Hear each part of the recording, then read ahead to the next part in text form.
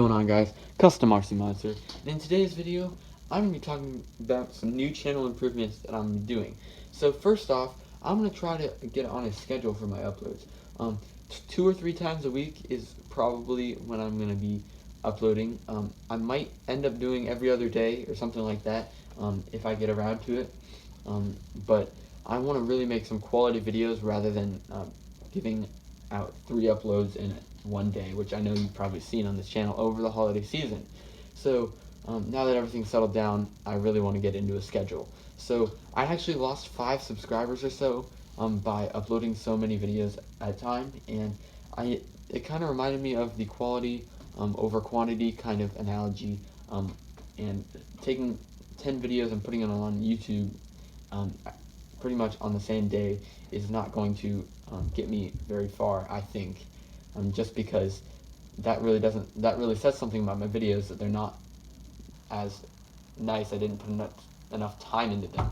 So yeah, so I'm going to try to put a lot of editing work into all my videos, and hopefully I might even look into some new cameras just to get that high resolution. Of course, I've been recording in 4K for the most recent since late fall 2017, and yeah, so other channel improvements, I really want to rely my content on my subscribers. So if you guys have any requested video ideas, please comment them down below.